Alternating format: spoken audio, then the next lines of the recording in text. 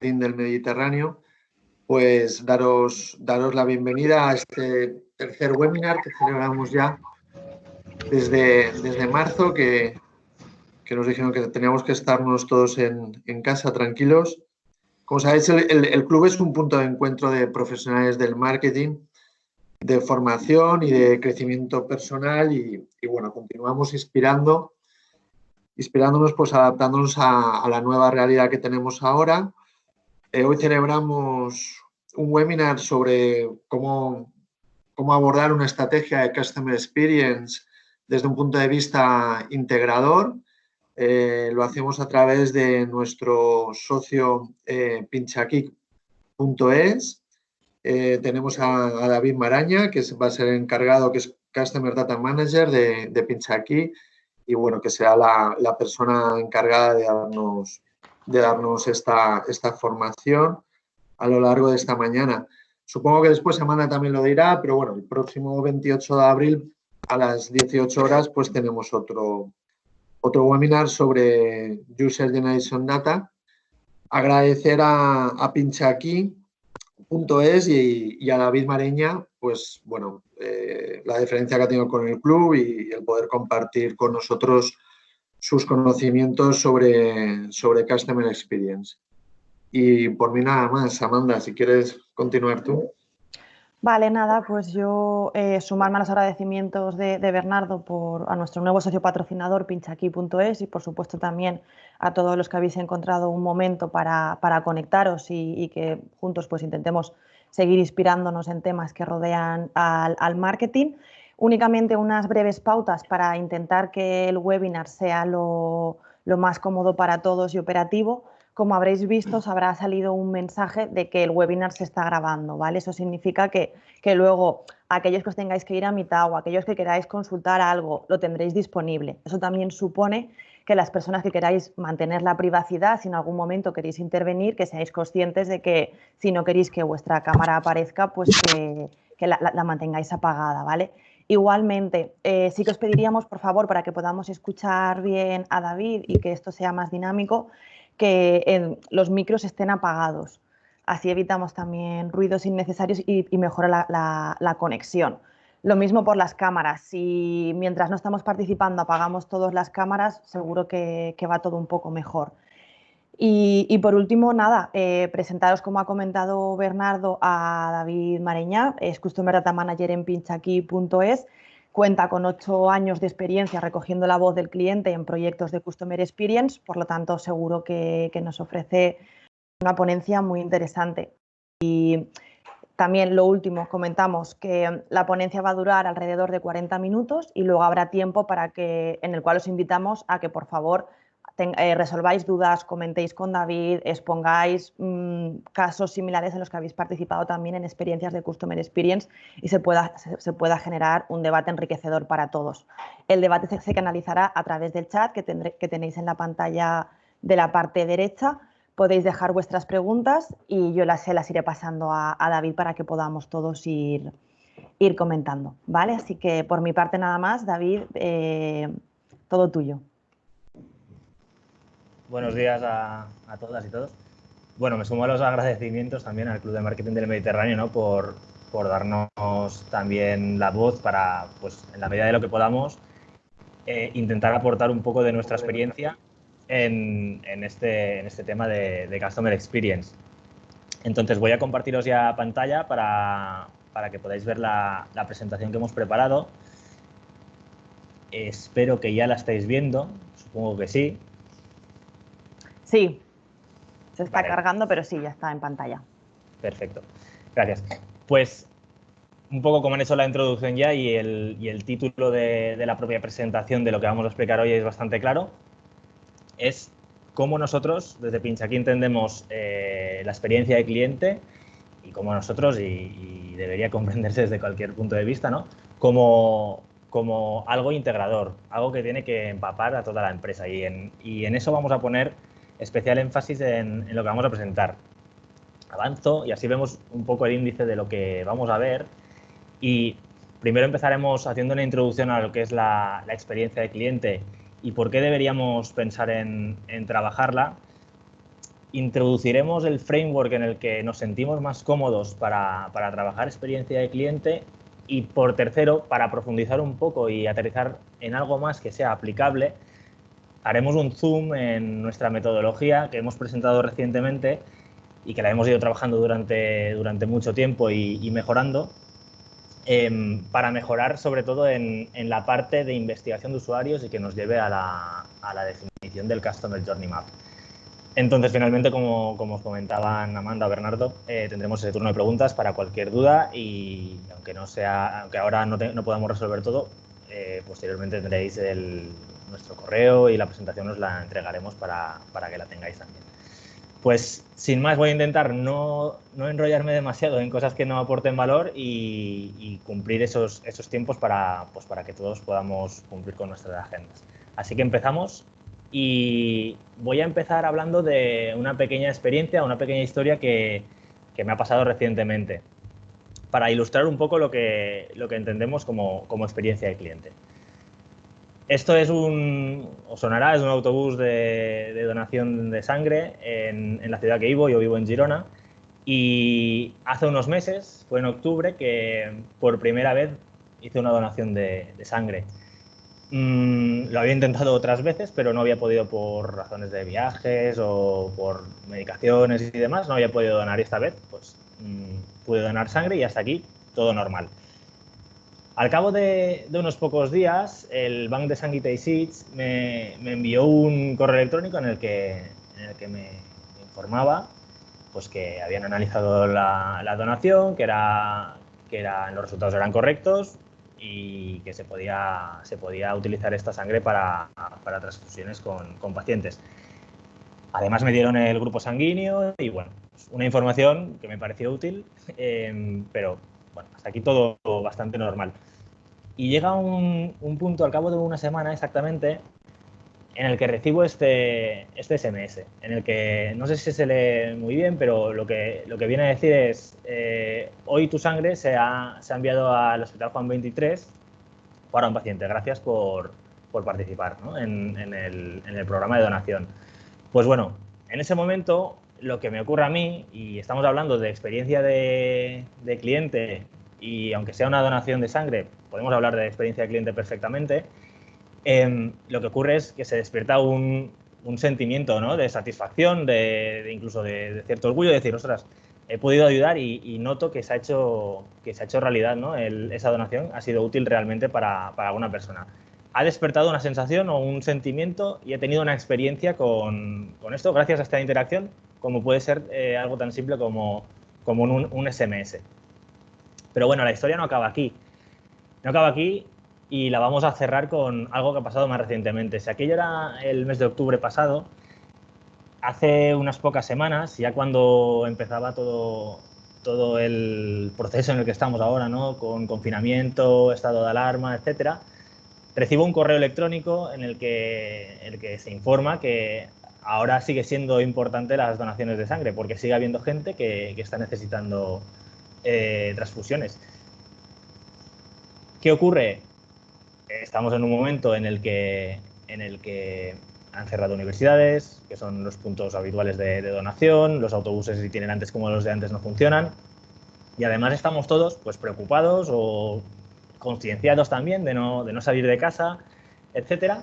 Pero lo que me ocurre a mí es que cuando recibo este correo no dudo ni un momento en apuntarme, completar el formulario, coger cita y ir a donar sangre. Y al cabo y después ha seguido el proceso el mismo que antes, ¿no? Correo electrónico, SMS, etcétera. ¿Qué influencia ha tenido ese SMS, ese email, ese acompañamiento que han hecho desde el Banc de Teixits y de Sang? Pues seguramente ha tenido una gran importancia en que cuando llega este momento en el que pues, podemos ser más reticentes a salir de casa para algo que a lo mejor no consideramos esencial, aunque puede que lo sea, ¿no?, que no lo dude ni un momento, pues es porque, como estamos viendo en la diapositiva, el cómo te has sentido tratado es lo que determina tu experiencia de compra, y es lo que hace que también yo luego pueda repetir o pueda volver a comprar o pueda convertirme o pueda recomendar, como estoy haciendo un poco ahora también, ¿no? Entonces, un poco lo que queremos ilustrar con esa historia o con esa experiencia reciente es esas sensaciones, esos sentimientos, cómo nos hemos sentido, ¿no? Y esto es fundamental y es la clave realmente en experiencia de cliente. Y si nos vamos a términos mucho más teóricos, podemos definir Customer Experience o experiencia de cliente como esa impresión que dejamos en el cliente y que es resultado además de cada una de todas las interacciones que tiene con tu negocio desde antes de la compra, durante la compra y después de la compra, ¿no? Es decir, en cualquier punto de ese Customer Journey Map. Entonces, es fundamental quedarnos con la clave esta de la impresión, el sentimiento, la sensación, ¿no? Toda esta parte más emocional y que tiene un peso específico muy elevado. Y por eso vamos a poner un poco de foco para comprender algunos conceptos que solemos ver cuando hablamos de experiencia de cliente en la X, ¿no? En la X de Customer Experience, porque estamos desde el principio esas experiencias poniendo el foco en las mismas. Hemos intentado adaptar este gráfico, que es posible que hayáis visto algunos similares, para comprender algunos conceptos que solemos ver cuando hablamos de experiencia de cliente, como por ejemplo User Experience o la propia experiencia de cliente. Incluso hay otras palabras, ¿no? Otros términos como BX, Brand Experience, que también podrían estar por encima de esto, pero hoy no hablaremos de esto. Pero hemos intentado pintar un ciclo de cliente en el que busca, tiene una necesidad, ahí entran en funcionamiento estrategias de marketing, redes sociales, medios tradicionales, todo lo que podamos hacer para darnos a conocer.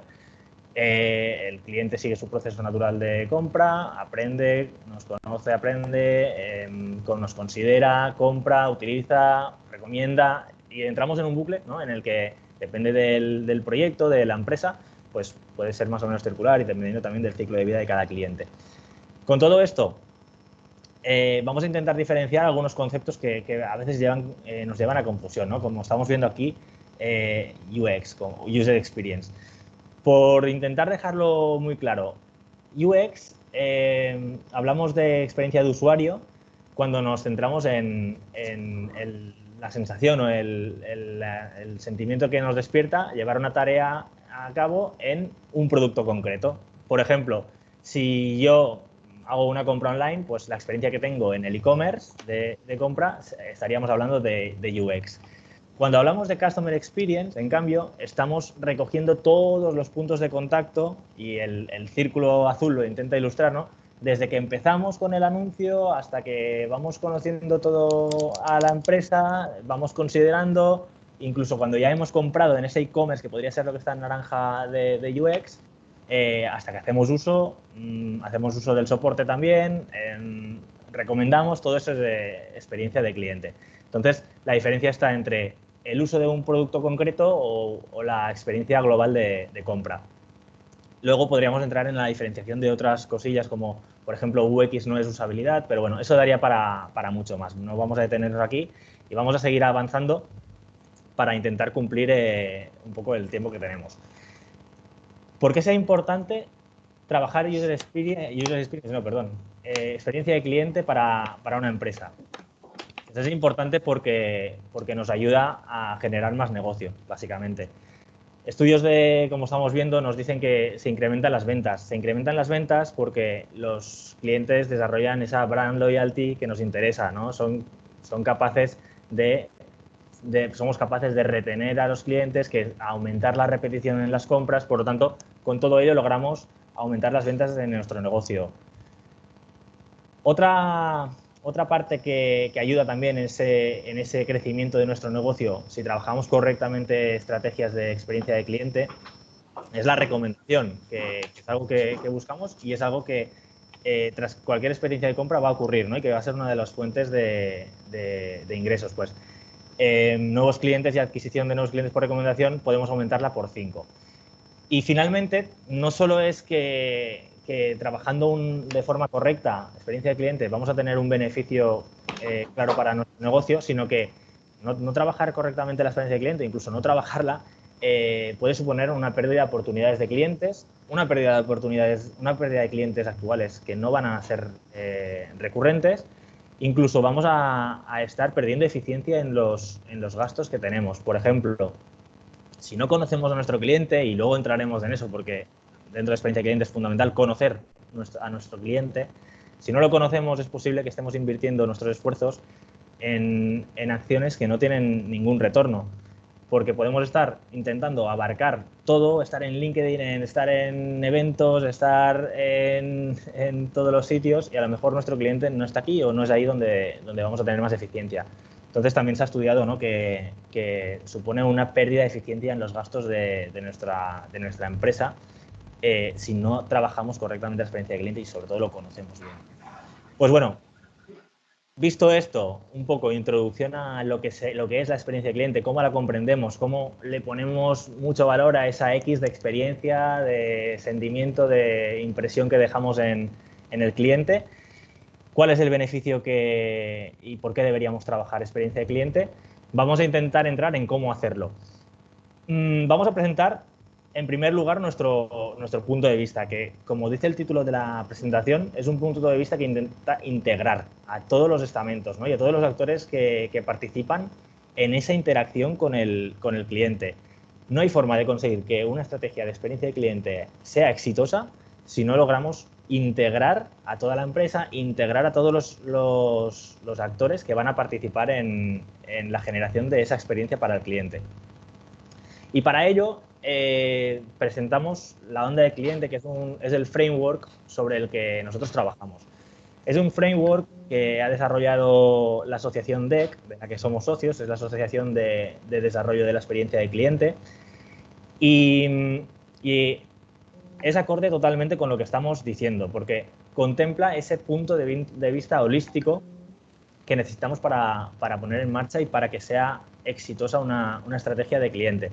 Voy a hacerlo un poco más grande y voy a repasar las 5 I's, porque como veréis se compone por 5 pilares para una experiencia de cliente exitosa, que ellos han llamado las 5 I's, ¿no? Y voy a hacer un breve repaso por cada una de ellas para posteriormente centrarnos en la I de interacciones, que será en la que vamos a explicar también nuestra metodología y vamos a dar la parte más, digamos, también operativa y más aplicable para los que ya estáis trabajando en experiencia de cliente o sobre todo en esta parte, ¿no?, de interacciones. Pues bueno, empezando por la parte de identidad única. Cuando hablamos de esta I, de identidad única, lo que hablamos es de la identidad de marca, de los valores de la marca, del tono. ¿Me necesitas, no, al otro lado del teléfono o no? Vale, pues te llamo. Perdonad, ¿hay algún micro abierto? Anótate el teléfono. Ya lo he silenciado. Gracias, Ramando. Vale, continúo. En identidad única lo que decíamos, hablamos de identidad de marca, de los valores de la marca, del territorio que ocupamos, del tono que tenemos de comunicación. Pues bueno, todo esto es muy importante tenerlo definido, mantener una coherencia y en este punto, igual que con cualquier otra cosa cuando trabajamos también en marketing, por ejemplo, es diferenciarnos. Es decir, no tenemos por qué ser la misma marca que todas las demás de los competidores. No tenemos ni mucho menos que ser la marca que esperan los clientes. Sin embargo, incluso no siendo esa marca que espera el cliente, lo que sí que debemos hacer es superar todas sus expectativas. Entonces, esa identidad única habla de tener muy claro quién somos, tener definido todos esos aspectos que decíamos y luego mantener la coherencia para también intentar diferenciarnos. Si pasamos a la siguiente I, que habla del impulso organizativo, en esta parte lo que se trata es, de nuevo, integrar a toda la empresa. Toda la empresa no tiene que ser un proyecto aislado de un departamento, de una persona. Tiene que ser un proyecto que involucre a toda la empresa. Y ya no solo a toda la empresa, sino a todos aquellos proveedores, servicios externalizados, lo que sea que vaya a participar en la interacción con el cliente. De otra forma, no vamos a mantener la coherencia y no vamos a dar la misma experiencia de cliente seguramente en todos los puntos de contacto que va a tener con nosotros. Entonces, es fundamental que sea un proyecto en el que crea la empresa al completo y que se pongan los recursos necesarios y que se tenga la vocación, ¿no?, por tener ese punto de vista integral. Tercera I, implicación de las personas. Muy vinculado a la anterior, hay que implicar a todas las personas que van a estar participando de la experiencia de cliente. ¿Esto qué significa? Que, por ejemplo, los trabajadores son los primeros que tienen que estar implicados. Sobre todo cuando tenemos trabajadores que están de cara al cliente. pero en cualquier caso hay que implicar a todas las personas que vayan a participar de esta experiencia de cliente. Con todo ello, pues bueno, un consejo o algo que funciona no solo para esto, sino para casi todo en la vida, para que se impliquen las personas hay que implicarlas desde el principio, es decir, en la definición de esa experiencia de cliente. Si implicamos a las personas, si implicamos, por ejemplo, a los trabajadores, vamos a lograr que se sientan mucho más partícipes, vamos a lograr que sientan como algo suyo y vamos a lograr que a la hora de aplicar esa experiencia de cliente que hayamos definido o esas estrategias que hayamos definido para las interacciones, pues que sea todo mucho más efectivo. La idea de interacciones no voy a detenerme tanto porque es la que vamos a poner el zoom ahora cuando acabe con esta diapositiva, pero es fundamental que en las interacciones todas las acciones que llevemos a cabo y toda la estrategia que definamos esté fundamentada en una base sólida. Y la base sólida no es otra que conocer perfectamente al cliente de cómo es y cómo se comporta. Y en eso es lo que vamos a hacer el zoom en las siguientes diapositivas.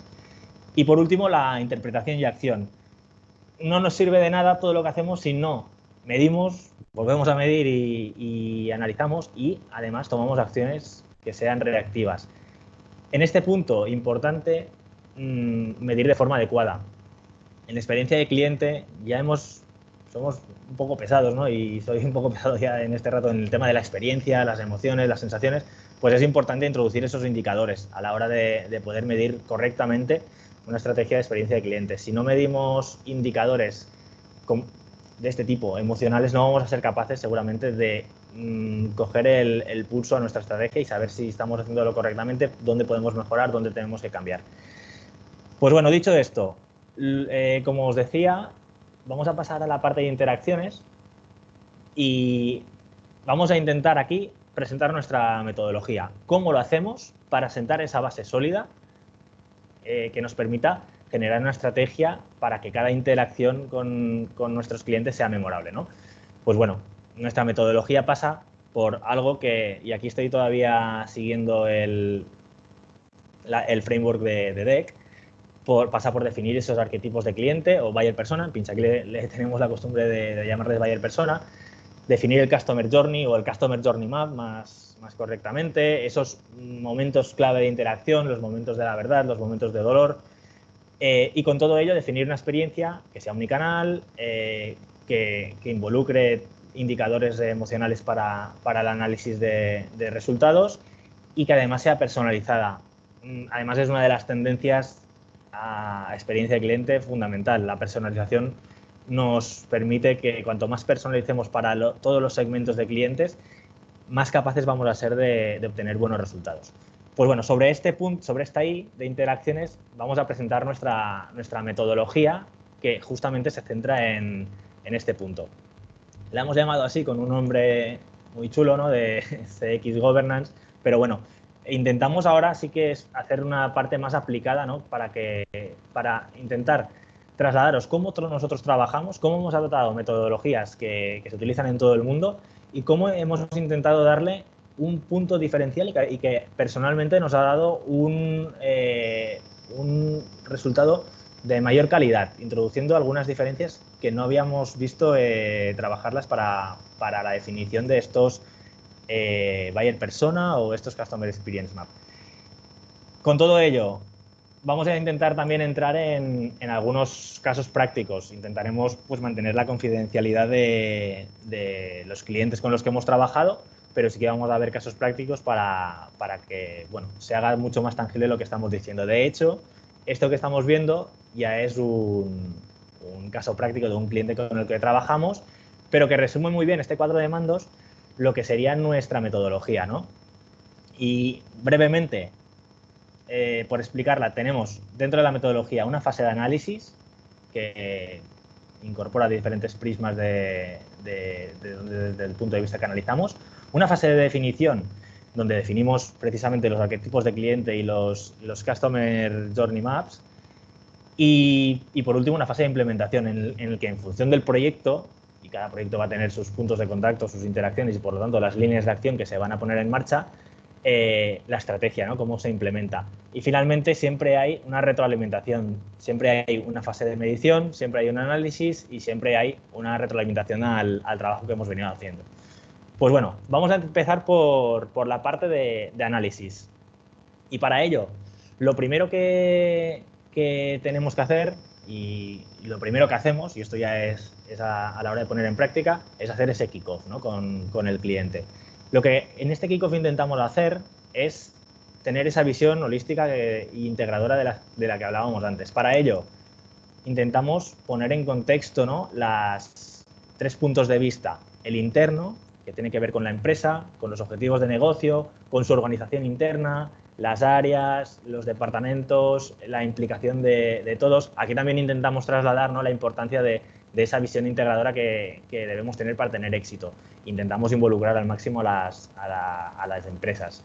Por otro lado, el punto de vista del usuario, que nos ayudará a definir esos arquetipos de cliente, esos Customer Journey.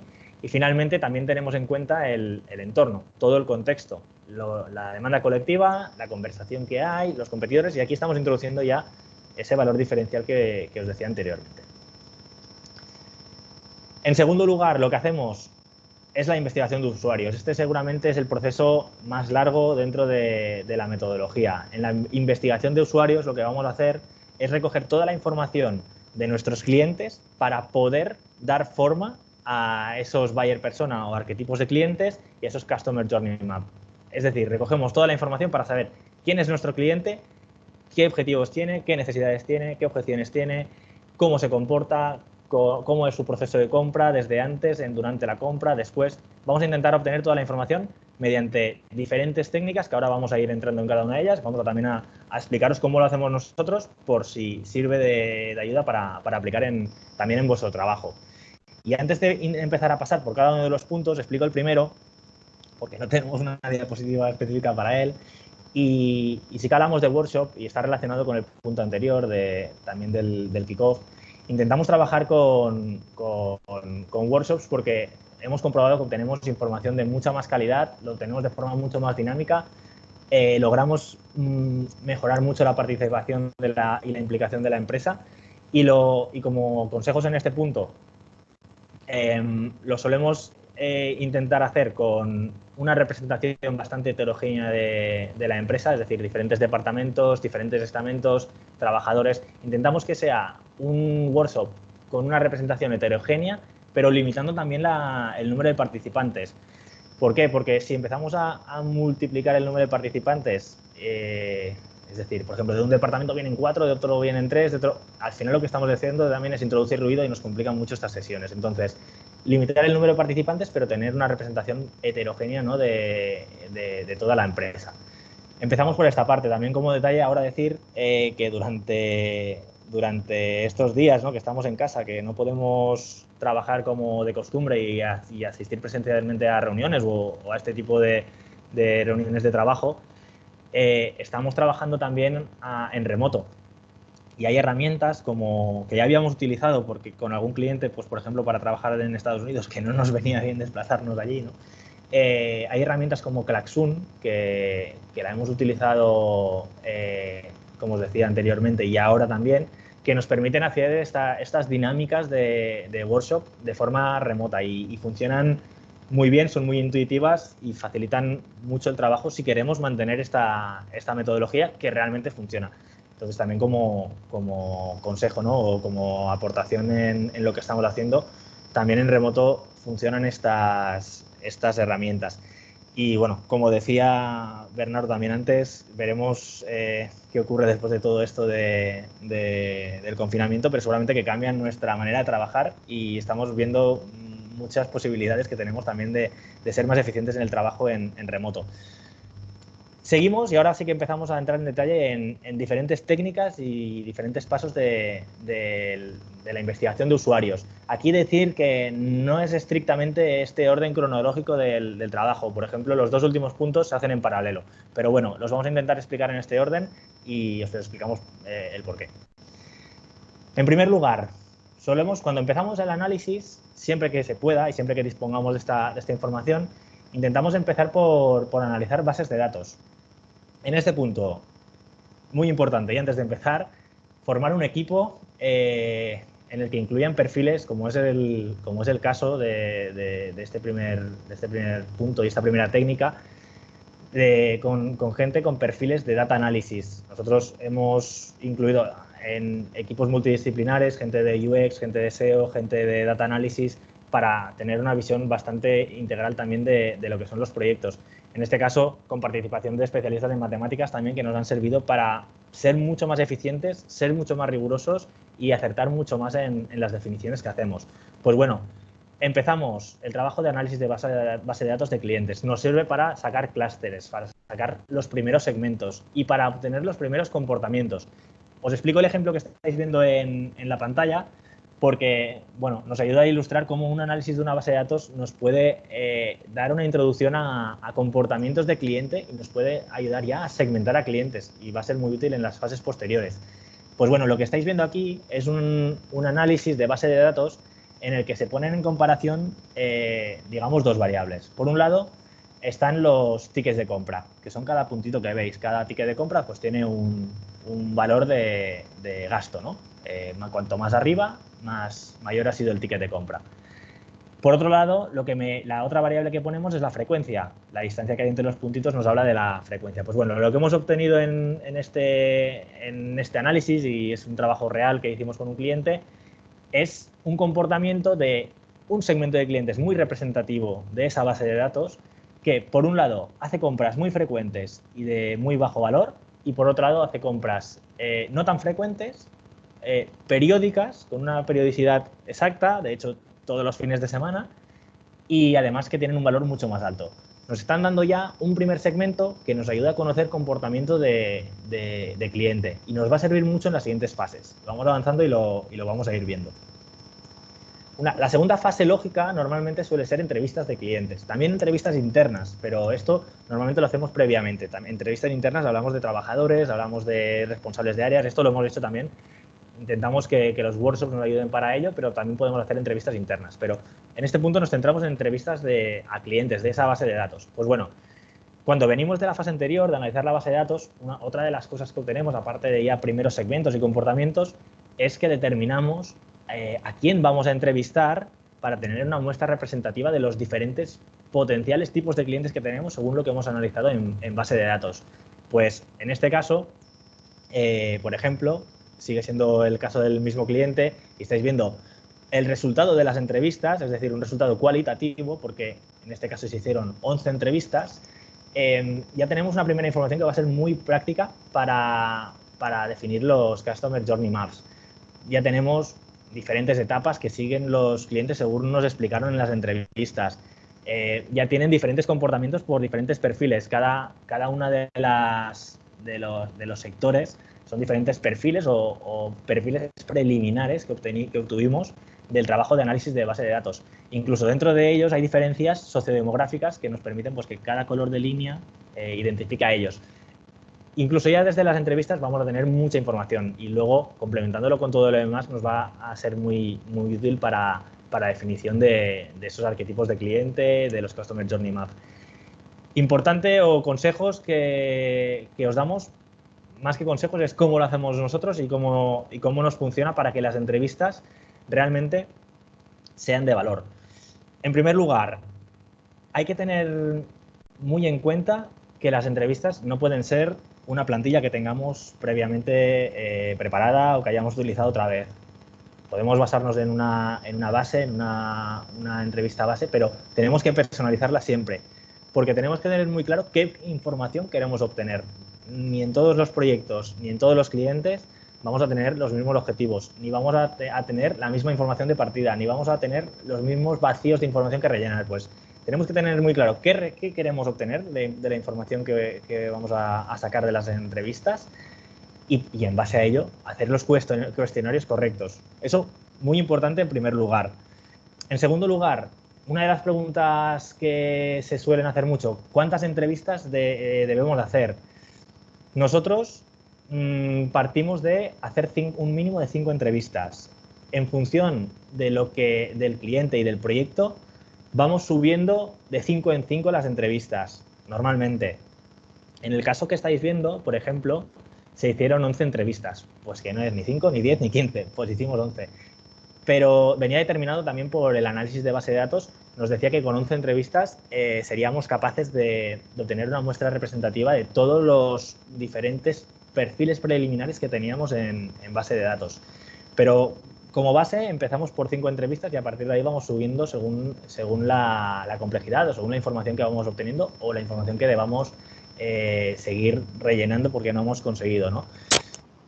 Más cosas que solemos hacer en este punto, que nos funcionan mejor. Entrevistas que sean personales o, cuando decimos personales, que sean en directo, ¿no? con la persona. Nosotros solemos llevar a 2 personas, una persona que conduce la entrevista, otra persona que se encarga de tomar nota. El entrevistador debe hacer una dirección de entrevista. Lo que no debe es forzar o buscar la respuesta que está buscando. No, tiene que dejar libertad al cliente para que con sus silencios, para con sus gestos, para con sus palabras, nos dé toda la información. Esos silencios van a ser información que es importante y sí que permite, el hacer estas entrevistas en directo, nos permite profundizar en algunos puntos que a lo mejor no teníamos vistos, pero que el cliente nos está aportando. Por otro lado, también recomendamos grabar las entrevistas. Pese a que obtenemos mucha información, nos quedamos mucho en la mente, hay una persona apuntando. Cuando revisamos y sobre todo cuando ponemos en contraste con más información que vamos a obtener por otras vías, como veremos más tarde, revisar esas entrevistas nos recuerdan cosas que se nos habían pasado por alto y que eran importantes, ¿vale? Seguimos con el siguiente paso lógico. Si hasta ahora hemos obtenido la información de base de datos, con las entrevistas hemos obtenido información cualitativa que nos permite hacer las primeras hipótesis, como veíamos en el slide anterior. En las encuestas vamos a obtener información cuantitativa, que sobre todo nos va a permitir validar las hipótesis que vamos teniendo por la información de las entrevistas y la información que hemos obtenido en la fase de análisis de base de datos. Información cuantitativa porque vamos a enviar muchas más encuestas que entrevistas hemos hecho. Por ejemplo, en el caso que estáis viendo, que es de otro cliente, que en este caso se trata de un productor de materia prima y en su sector pues es uno de los 5 mayores productores a nivel mundial. Estamos viendo el resultado de las encuestas en una pregunta que hacía relación al presupuesto de los proyectos, ¿no? En el que los clientes trabajaban. Pues bueno, en este caso, por ejemplo, se hicieron más de 800 encuestas completadas. Aquí, como recomendaciones por nuestra experiencia, nosotros normalmente partimos de la idea de que vamos a tener un 10% de respuesta según los envíos que hagamos. Si hacemos 1000 envíos, vamos a obtener 100 respuestas. Pues en base a eso, más o menos vamos calculando el número de envíos que necesitamos para obtener las respuestas necesarias. Esto es una cifra que por experiencia la tenemos cuando no ponemos ningún tipo de incentivo. Es decir, al final son encuestas que cuestan unos minutos de completar. Siempre hay que intentar hacerlas nada costosas, con enunciados muy comprensibles, respuestas siempre cerradas, respuestas siempre coherentes y bueno, si ponemos un incentivo, que es lo que venía diciendo, vamos a aumentar esa tasa de respuesta. Un incentivo como pueda ser un cupón, como pueda ser un descuento, como pueda ser un sorteo, nos ayuda a que en lugar de ese 10% de respuesta, pues se incremente. Pero de base tenemos en claro eso para saber cuántos envíos también tenemos que hacer, porque normalmente hacemos envíos de email marketing para obtener estas respuestas a las encuestas. Como os decía, recomendación de las encuestas, igual que las entrevistas, tenemos unos objetivos que son validar las hipótesis que tenemos y rellenar los huecos de información que se nos han quedado.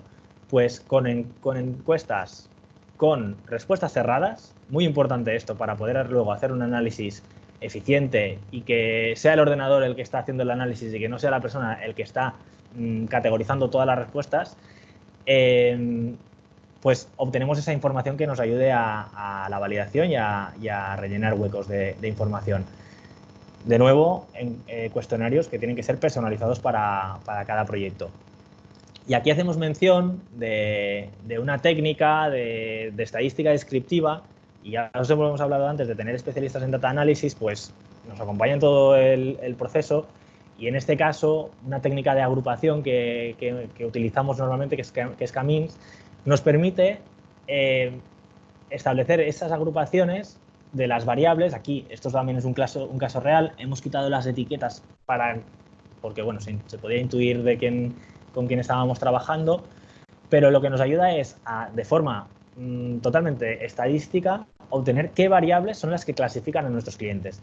Y por comprender rápidamente este gráfico, lo que tenemos es en cada fila la variable 1, variable 2, variable 3 y en cada columna las mismas variables, la 1, la 2 y la 3. Por lo tanto, cuando coincide la variable 1 con la variable 1, pues por supuesto tenemos el máximo grado de correlación porque son la misma, ¿no?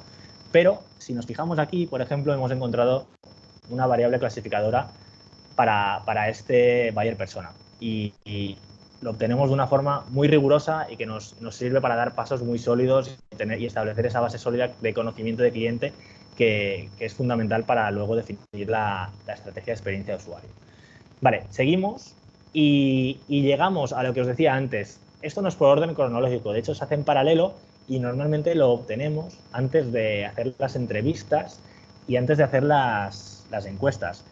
Por una razón, porque nos van a dar información antes de hablar con el cliente, que es clave también para la definición de esas entrevistas o para la definición de las encuestas. Normalmente lo hacemos en paralelo y si podemos lo obtenemos antes de hacer ese trabajo de entrevista y de encuesta.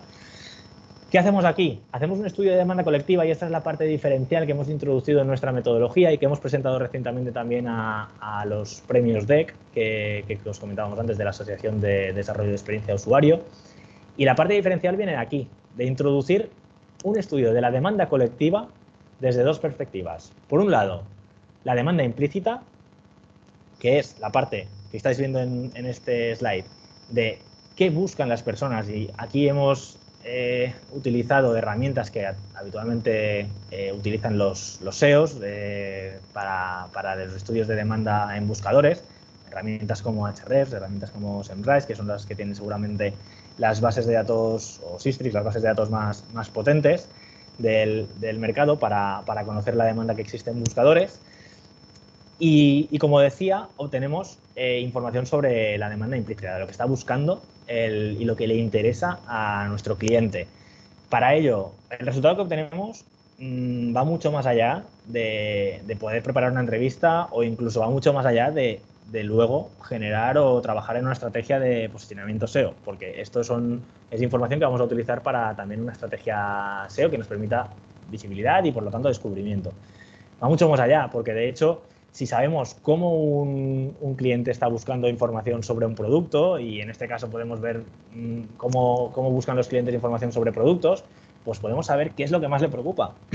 Y saber si le preocupan más las propiedades o las calorías nos puede servir, por ejemplo, para presentar esa información como la clave cuando le demos información. Pero puede ser en un sitio web, puede ser en un punto de venta físico o puede ser en cartelería. Es decir, es información de interés y de demanda colectiva de los clientes.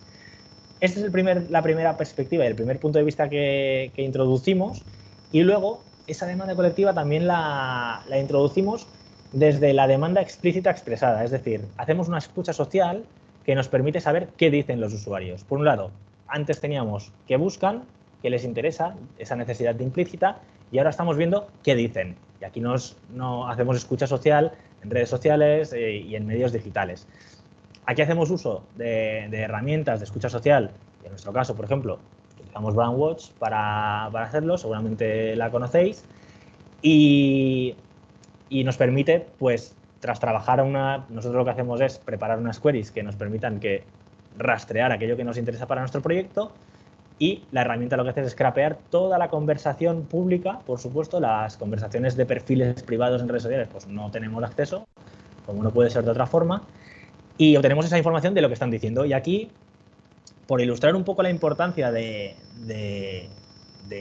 estas dos perspectivas cuando hacemos el estudio de demanda colectiva, os voy a poner un ejemplo práctico de algo que trabajamos y que nos pasó hace un tiempo.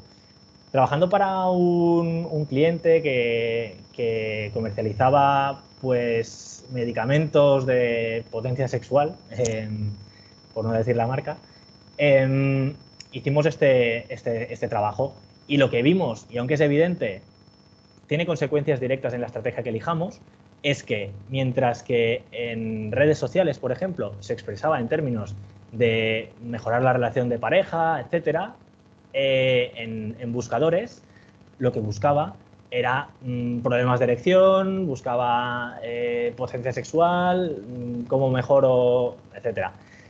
Entonces, como empresa y para dirigirme a mis clientes, no puedo estar haciendo lo mismo en un sitio que en otro cuando sabemos que en redes sociales se expresa de una forma, pero luego en buscadores, por ejemplo, busca de otra manera. Por lo tanto, nuestros contenidos en redes sociales van a tener que ser acordes a lo que espera también el usuario, mientras que los contenidos que generemos a lo mejor en un blog y que van a posicionar y que van a tener distribución por buscadores, pues tienen que atacar otros temas que satisfagan esa necesidad implícita. Pues bueno, un ejemplo práctico para que veamos muy claramente por qué estas dos perspectivas y cómo aportan también en el trabajo de conocimiento de nuestros clientes. Llegados a este punto, hemos hecho ese análisis de interno primero, que habíamos hecho con esos workshops y demás, ese análisis de usuario con entrevistas, encuestas, bases de datos, tal, y el análisis del entorno, también con la demanda colectiva. Pasamos a la definición de los arquetipos de cliente. Hemos recogido toda la información que necesitamos para conocer a nuestro cliente. Hemos recogido información de cuáles son los objetivos que persiguen, cómo los segmentamos, cuáles son sus objeciones, qué canales de contacto utilizan. Hemos recogido mucha información y ahora lo que se trata es de hacer una representación semificticia. Y si volvemos al principio de la presentación, cuando hablábamos de integrar a todo el mundo, yo no le puedo pedir a un trabajador que se escuche la entrevista que hemos hecho. Yo lo que voy a hacer es hacer también un trabajo práctico y ilustrarlo y pintarlo en una ficha de buyer persona, como le solemos llamar, o de arquetipo de cliente, ayuda a que cualquier persona que vaya a participar en la experiencia de cliente, desde el diseñador que hace creatividades para cartelería, hasta el desarrollador de la web, hasta la atención al cliente, sepa con quién está hablando. Y este es un ejemplo de un arquetipo de cliente de un proyecto en el que trabajamos, en el que normalmente solemos recoger la información que decíamos, con objetivos, motivaciones de compra, objeciones, otras informaciones que siempre se personalizan estas fichas porque cada proyecto tiene sus propias necesidades. Hay, por ejemplo, mucha información profesional, una descripción para que se comprenda rápidamente qué diferencia a este arquetipo de cliente de otro que tengamos, una cita sacada de las entrevistas que refleje el sentir de este cliente y, bueno, al final, este tipo de información recogida en una ficha que cualquiera puede tener acceso y que podemos hacer de esta forma que todos estemos en la misma línea y todos sepamos a quién nos dirigimos. Pues bueno, esto sería uno de los resultados clave de esta fase de investigación de usuarios, que es la definición de los arquetipos de cliente. Y posteriormente, pues en base a cada uno de ellos, también tenemos los Customer Journey o Customer Journey Map, ¿no? Que realmente sería más correcto hablar de Customer Journey Map. Aquí pues, lo que decimos en este punto es que, de nuevo, lo que estamos haciendo es toda la información que hemos obtenido, la mapeamos y la representamos de forma gráfica. ¿Qué encontramos en esa representación gráfica? Pues detectamos todas las etapas que sigue antes, durante y después de la compra. La información vinculada a cada momento del viaje, cómo se ha sentido en cada punto de contacto, qué problemas ha tenido en cada punto de contacto, para después poder nosotros reaccionar con acciones que mejoren la experiencia de cliente y detectar sobre todo aquellos momentos que son clave, ¿no? Y podemos hablar de los moments of truth o los moments of pain, que son los momentos de dolor.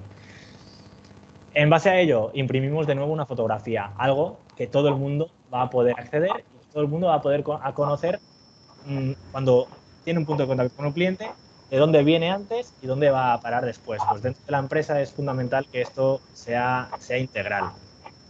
Entonces, aquí hemos puesto un ejemplo pequeñito, tampoco para no desvelar mucha información. Hay muchas plantillas sobre Customer Journey Maps. Nosotros trabajamos con la nuestra propia, trabajamos con una herramienta que se llama UXpressia, que nos sirve para pintarlos y cuando hacemos el trabajo es muy útil. Y lo que a nivel general, todas las plantillas de Customer Journey Map encontraremos el sentimiento, los objetivos, los motivadores, los depresores, los puntos de contacto, las etapas, ¿no? En en vertical podemos ver cada punto de contacto y cada etapa del cliente. Y luego a nosotros nos gusta pues contar la historia también, hacerlo mucho más comprensible y contamos el proceso, ¿no? Un poco cómo se siente el cliente y qué está pensando en cada punto a modo de storytelling, porque ayuda mucho a que cualquier persona que se enfrente a este Customer Journey Map lo comprenda mucho mejor. A veces puede ser demasiado complejo hablar de los motivadores, depresores y tal, pero si le ponemos un contexto y contamos una historia es mucho más fácil de comprender. Entonces, esto por supuesto no acaba aquí y todo esto, que es, como decíamos antes, estamos en la I de interacciones, estamos sentando una base sólida para que luego todo lo que hagamos sea riguroso y sea acorde con lo que necesita nuestro cliente, por lo conocemos perfectamente, pero todo esto, si se queda aquí, no sirve de nada. Luego tiene que venir la fase de implementación, que es la fase en la que hacemos estrategia de experiencia de cliente. Cada proyecto va a tener unos puntos de contacto, cada cliente va a tener unos puntos de contacto y, por lo tanto, las líneas de acción van a ser diferentes en cada uno de ellos. Aquí tenéis un ejemplo de un proyecto en el que es altamente digital y bueno, no es representativo de todos los proyectos, es un caso práctico también. Y como decíamos antes, cuando empezamos y cuando implementamos, medir, mejorar, siempre. ¿Qué es lo que veníamos diciendo en este punto a la hora de definir la estrategia? Y por poner también un caso práctico, ¿no? Y hablamos de esos momentos de la verdad, esos que son momentos clave, ¿no? Cuando el usuario podemos influir y generar esas emociones para que incluso tome decisiones más allá de lo racional. En el caso de la historia que os he contado de la donación de sangre, ese momento clave, ¿no? del SMS, por ejemplo.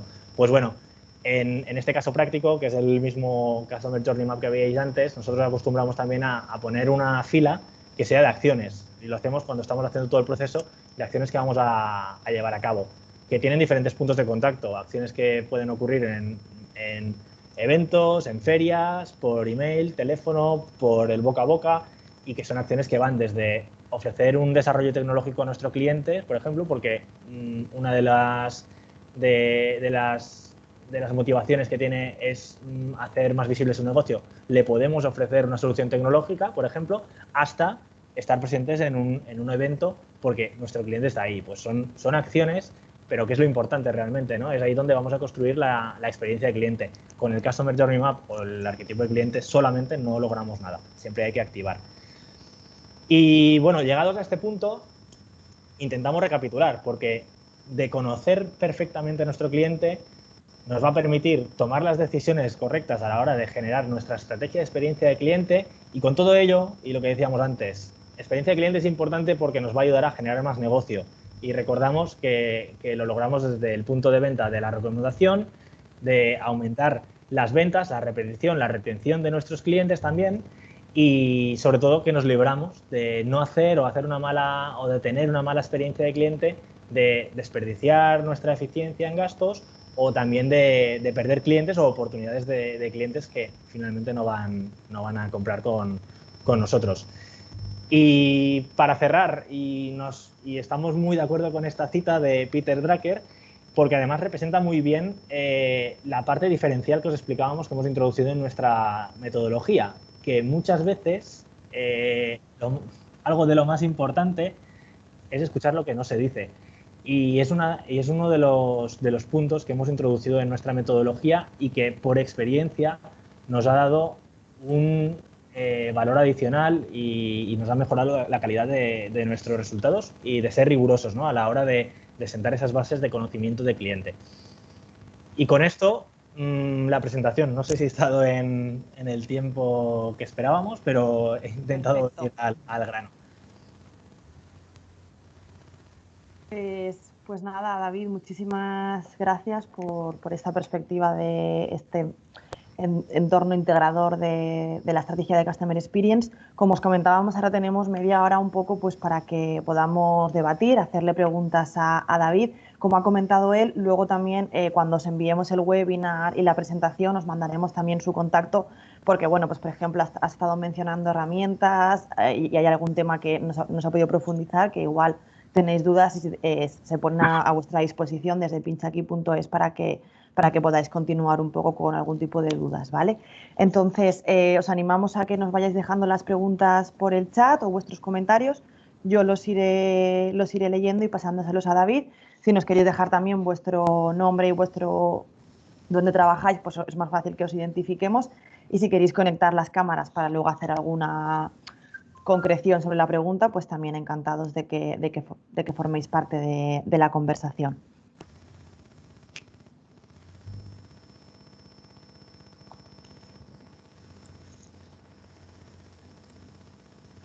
Yo, David, mientras esperamos a que la gente se una, sí que me gustaría preguntarte por tema de plazos y de tiempos. Pero es problema del ordenador, ¿no? A ver, El espera ordenador, que pues, ahora después se han tocaré para publicar eso que ya. activado un Sí. audio por ahí. Voy a dejar de compartir, así también puedo estar en pantalla. De tiempos y de plazos. Pues Sí, porque has hablado de diferentes fases, algunas de ellas has comentado que pueden ser incluso en paralelo y me imagino que cada proyecto y la profundidad de cada proyecto determinará un poco el plazo, pero no sé si tenéis una media de tiempos de cada una de las fases o de la totalidad del proyecto. como bien dices, cada proyecto y también la participación de la empresa, ¿no?, en la colaboración, porque en todo el proceso que hemos visto, que sobre todo nos hemos centrado en la investigación de usuarios para luego hacer la definición de sus arquetipos o Customer Journey Maps, hay una participación directa de la empresa, desde que hacemos esos workshops hasta que analizamos una base de datos que, por supuesto, nos tienen que dar acceso o dar la información, hasta que hacemos envíos, que depende muchas veces de los clientes, para esos envíos de encuestas, por ejemplo. Entonces, dependiendo mucho del proyecto y también de la implicación de la empresa, pues manejamos unos tiempos u otros, pero de forma generalizada, un proceso completo de investigación de usuarios, desde que nos sentamos por primera vez con cliente hasta que digamos que tenemos los buyer persona, customer journey maps definidos, pueden pasar aproximadamente 3-4 meses. Hay veces que lo hemos hecho en menos y hay veces que lo hemos hecho en más. Depende, como decía, del proyecto y también de la implicación del cliente. Pero es cierto que, por ejemplo, hacer las entrevistas requiere unos tiempos, sobre todo si las quieres hacer en persona o aunque sea por videoconferencia, que también son útiles, pero necesitan tiempo, luego necesitas análisis, luego necesitas preparar encuestas, envíos. No siempre nos encontramos con que el primer envío lo logramos. Pues también hemos aprendido, ¿no? Cuando hacemos envíos de encuestas, por ejemplo, en una ocasión lo enviamos en una víspera de festivo y no nos respondió nadie. Pues bueno, hay que tener en cuenta también estas cosas, pero 2, 3 meses, 4 meses, dependiendo del cliente y del proyecto. Muy bien. Yo voy a hacer una pregunta, Amanda, si me dejas. Claro. Que es una duda bastante común. Bueno, la pongo en alto porque sí es cierto que nos lo preguntan muchas veces los clientes. David, parece que esto del Customer Journey, Customer Experience y tal se lleva mucho más en un B2C que en un B2B, o es la idea preconcebida que hay. ¿Por qué? Porque muchas veces en negocios B2B, pues, por ejemplo, hay fabricantes que tienen una cadena de distribución enorme hasta que llega al cliente final. En este caso siempre nos suelen preguntar muchísimo, oye, mi buyer persona, ¿de quién tengo que hacer ese arquetipo del cliente? ¿Del cliente final o de al que yo le vendo, que a lo mejor es el prescriptor o a lo mejor es... Explica un poquito eso y las diferencias entre B2B y B2C para Customer Experience. Sí, es Ana la que acaba de hacerle la pregunta a David, que también forma parte de pinchaaquí.es, es Chief Marketing Officer. Que no te has presentado, Ana. Sí, perdón, no me he presentado. He ido, digo, por lo menos sé que es una duda común que tienen nuestros clientes, por si puede ayudar a alguien de los que hay aquí en el chat. Sí, es una duda habitual y, de hecho, nosotros lo que hacemos es aplicar la misma metodología o adaptada cuando es un B2C, cuando es un B2B. De hecho, en la presentación, cuando habéis visto el ejemplo del Customer Journey Map o el ejemplo de la ficha de arquetipo de cliente, se trata de un negocio B2B. Y, de hecho, podríamos hablar en lugar de buyer persona, que sería el arquetipo de cliente, sería el stakeholder persona, porque, de hecho, son prescriptores de su producto. Pero en este caso, y por los objetivos y por el proceso de venta, como es en este cliente, son ellos los que tienen el papel fundamental y son ellos los que hemos tratado como para generar la experiencia de cliente, porque los objetivos van a cumplir si estos stakeholders, ¿no?, pues tienen una buena experiencia de cliente. Entonces, sí, es una duda común y normalmente se habla mucho de B2C cuando hablamos de experiencia de cliente, porque hablamos de cliente, pero en este caso, por ejemplo, son stakeholders y creo que existe también la palabreja esta de stakeholder persona o arquetipo de stakeholder, no lo sé si existe todo esto, pero la de stakeholder persona seguro. En este caso concreto sí que lo hemos aplicado de esa forma y es totalmente viable y los resultados siguen siendo lo mismo, porque los objetivos que tiene el cliente pasan porque estos stakeholders tengan una buena experiencia y si la tienen va a convertirse en cumplimiento de objetivos, que es prescripción y venta. Por ejemplo, en este caso es ese que explicabas.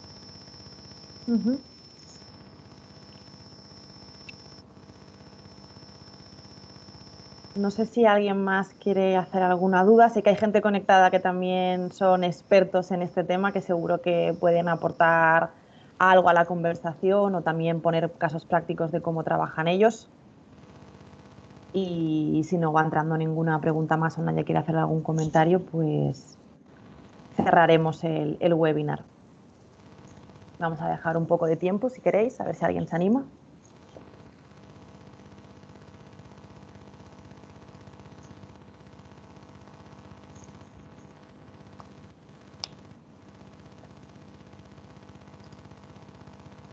O Ana, no sé si tú también a lo mejor quieres comentar algo más de dudas que os suelen pasar también con vuestros clientes o proyectos. A mí sí que me gustaría plantear, David, cuando una empresa busca asesoramiento en este tipo de proyectos, ¿en qué fase suele estar? Me refiero, ¿han tenido ya normalmente previamente un contacto con este tipo de estrategias? ¿Suelen ser la primera vez que se acercan a una perspectiva integradora del Customer Experience? ¿Siempre os contactan sin ningún tipo de avance en este tipo o solo para una parte concreta del proyecto? Nuestra experiencia en general es que los clientes con los que hemos trabajado tienen una filosofía y una política que va muy acorde a todo lo que hemos explicado de experiencia de cliente. Es decir, sí que tienen esa vocación por el cliente y no les resulta normalmente un cambio radical en su forma de pensar, en su forma de orientar el negocio y demás. Normalmente nos hemos encontrado con ese caso, ¿no? Que son empresas que bueno, ya tienen una vocación mucho por el cliente y que viene en su ADN. También es cierto que con el tiempo lo que están haciendo muchas empresas es pues cambiar un poco el punto de vista y centrarse mucho más en la experiencia de cliente. También nos hemos encontrado en algún caso en el que hemos tenido que pelear un poco para poder lograr lo que decíamos de las diferentes IES, ¿no? El impulso organizativo, el implicar a toda la empresa, el tal. Pero normalmente nos encontramos con clientes de empresas que ya tienen mucho esa vocación por el cliente. Y otra pregunta habitual que nos suelen hacer y que es muy complicado poner un número. Muchas veces preguntan, ¿y cuántos son los buyer persona que tengo?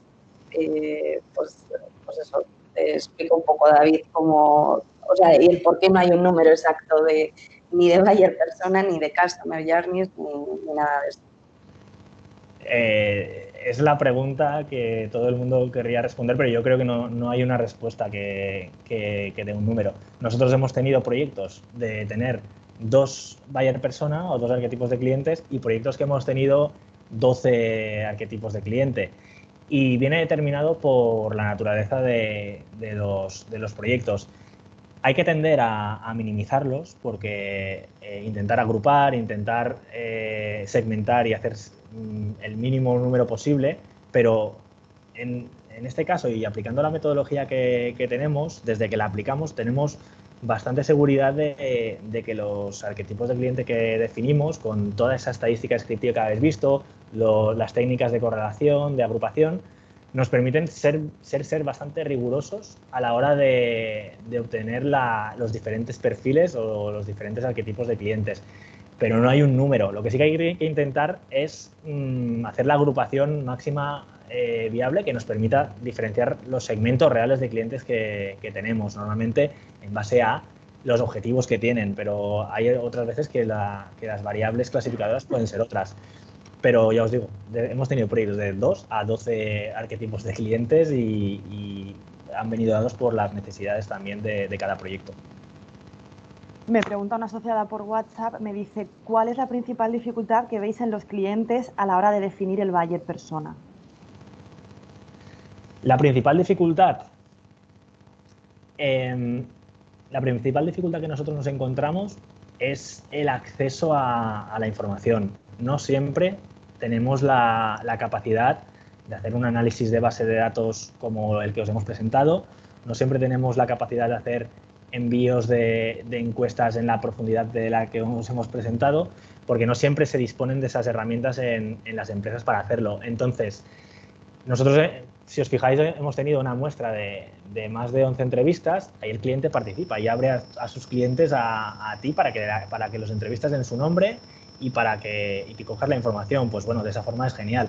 Hemos logrado más de 800 respuestas, pero eso supone miles de envíos de email marketing. Pues no siempre tenemos esa capacidad, porque muchas veces las empresas tampoco tienen de esos recursos, pero podría decir que es uno de los principales problemas que nos encontramos. Entonces, pues tenemos que suplir a veces esas carencias, pues intentando reducir las muestras, intentando que tomen más peso esas otras técnicas que utilizamos de estudio de demanda colectiva, toda la información que podemos obtener por otras vías, pero diría que sí, que es la principal dificultad que nos encontramos. Hola. Sí, te escuchamos. Hola, soy David Rueda y David, te estaba esperando, hombre. Sí. Yo creo que iba por mí, ¿no? Bueno, pues David, enhorabuena. Me ha encantado ver el marco de la onda de cliente. Yo soy embajador DEC, de la asociación DEC, y de hecho colaboro con Acura Fundesene, que es la principal escuela de negocio en Alicante, y estamos lanzando un curso executive. Ya llevamos alguna promoción con DEC para difundir el Customer Experience en la Comunidad Valenciana, porque el tema de experiencia de cliente está súper comprado para la gran empresa. De hecho, desde hace años se ven los informes de gestión de empresas como IKEA, Sabadell, Iberia, etcétera. Y sin embargo, seguro, David, que está de acuerdo conmigo en el que el gran desafío es que esto cale en la mediana y en la pyme, ¿no? Continuamente hay empresas pyme, bueno, pyme puede vender 50 millones al año de ventas, en el que me dicen que la experiencia de cliente no es para pymes y que se requiere una gran inversión en tecnología. Seguro que me puedes ayudar para desmontar estos mitos, ¿no? Lo de solo para gran empresa es y que necesita una gran inversión en tecnología. Yo no estoy de acuerdo y estoy seguro que tú estás alineado conmigo, ¿no? ¿Qué le podemos decir a pymes sobre esto? Sobre que la experiencia de cliente no es para ellos. Pues hola David, encantado. Estoy totalmente de acuerdo, primero, en que existe esa percepción de que son las grandes empresas para las que está hecho esto de la experiencia de cliente. Y estoy de acuerdo también en que no es así, porque de hecho, si un poco siguiendo el discurso de la presentación que he hecho, y nos centramos mucho en esa X de experiencia, la experiencia la tenemos los clientes cuando compramos a una gran empresa o cuando compramos a una mediana, sea un producto, sea un servicio. La experiencia la tenemos todos. De hecho, yo he puesto un ejemplo de algo que es una experiencia y un sentimiento que se ha despertado después de un proceso, ¿no?, de tal, que era donar sangre. Es decir, pues bueno, es que es la administración, es que tiene los objetivos, es que también se puede hacer ahí experiencia de cliente. Y luego los recursos se pueden adaptar para que puedan adaptarse a los diferentes tamaños de empresa.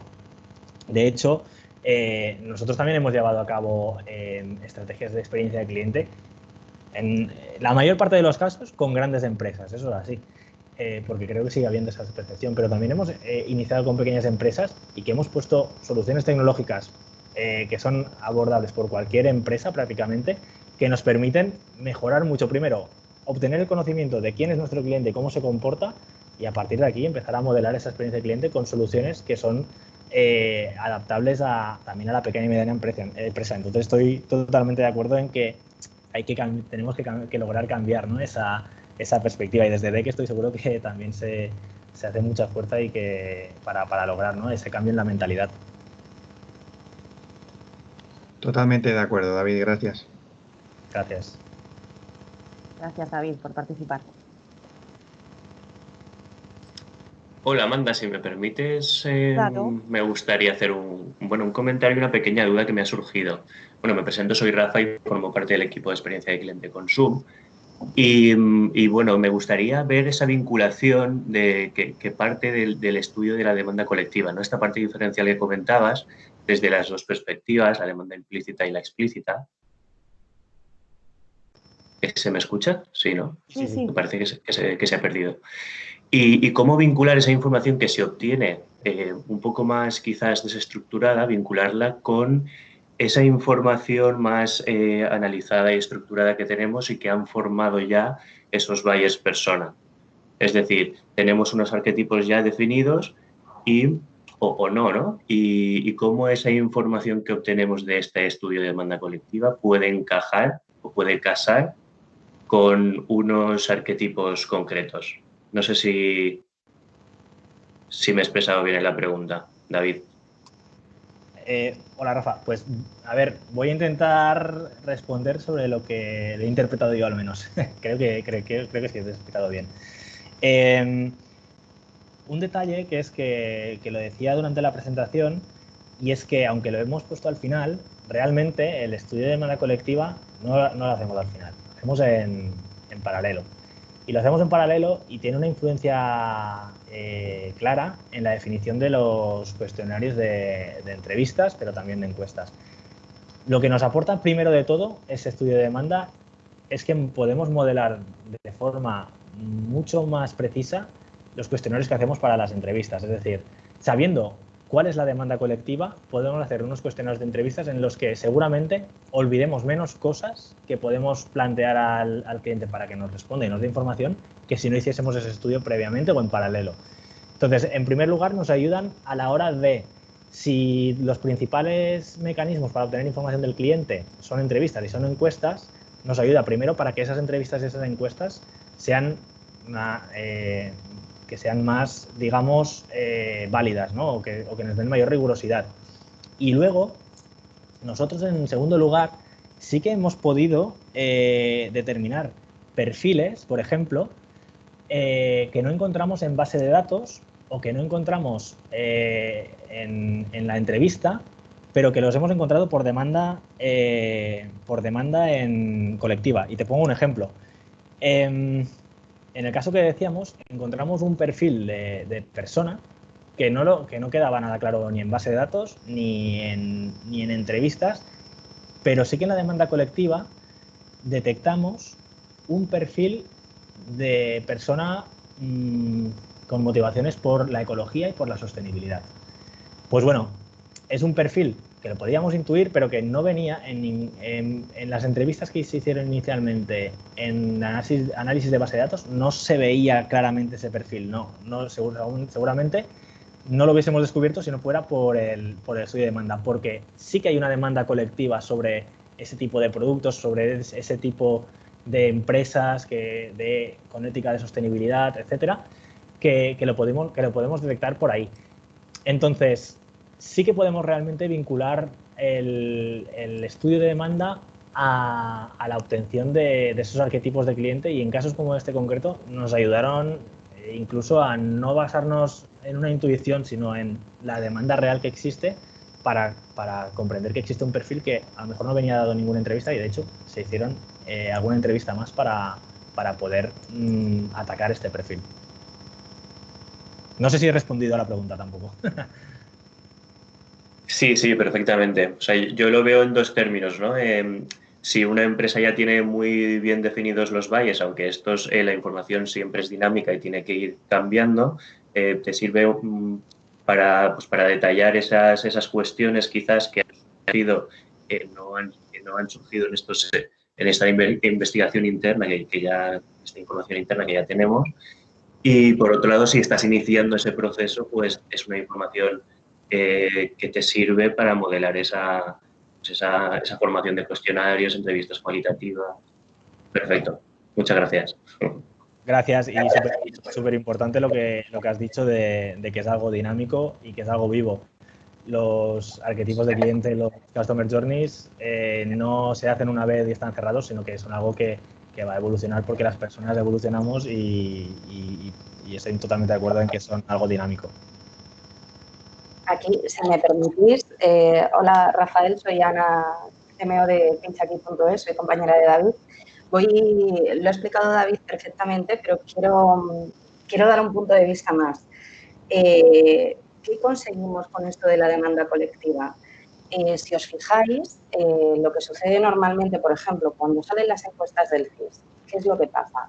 Cuando salen las encuestas del CIS, al final, por muy abiertas que sean las preguntas o lo que sea, tú estás dirigiendo un discurso. ¿Qué conseguimos con la demanda colectiva? La opinión y el comportamiento espontáneo. Y esto, unido bajo los dos enfoques que habéis dicho, tanto David como tú, creo que da de muchísimo valor y enriquece muchísimo todos esos customer journey, porque la opinión espontánea y el comportamiento espontáneo, al final, creo que si lo pensamos todos en redes sociales, bueno, aparte de los trolls, hay muchísima gente que su comportamiento es completamente diferente por ejemplo, cuando tú le haces una pregunta. No tenemos que ir muy lejos para decir, os voy a poner un ejemplo que puede parecer muy tonto, pero si nos hacen una encuesta a cada uno de los que estamos aquí, seguramente pues lo que más vemos son documentales y luego los que se llevan más audiencia, ya sabéis que son ciertos programas que dices, ¿cómo puede ser esto? Cuando tú buscas esa opinión espontánea y esa expresión espontánea, creo que enriqueces bastante más el dato que si solo nos limitamos a las entrevistas, a las encuestas y demás metodología. Totalmente, muchas gracias, Ana, es verdad.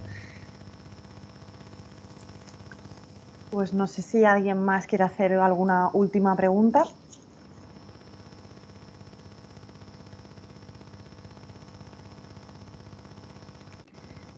Y si no, pues si os parece ya son las 11 menos 10, o sea que estamos acercándonos a la hora de cierre que nos hayamos propuesto. Lo podemos, si queréis también, si no, dejar aquí. Perfecto, y si luego hay alguna pregunta que queráis hacer, que se os haya quedado, que queráis detallar alguna cosa más, Amanda, como os decía, os enviará tanto la presentación como el contacto y sentiros libres de preguntar lo que queráis. Pues David, muchísimas gracias a ti y a todo el equipo de pinchaqui.es pues, por compartir vuestros conocimientos y vuestra experiencia en este tipo de proyectos. Muchas gracias otra vez de nuevo a todas las personas que os habéis conectado y habéis asistido a este webinar. Gracias también a Bernardo Abril por esa introducción. Y nada, como os adelantaba antes Bernardo, recordaros que el próximo webinar es el 28 de abril, será a las 6 de la tarde y hablaremos de User Generation Data. Así que por nuestra parte, pues entre la semana que viene tendréis ya el webinar colgado y los informes y por supuesto el contacto de David para cualquier tipo de duda que tengáis. Así que nada, muchísimas gracias a todos. Muchas gracias. Gracias. Gracias.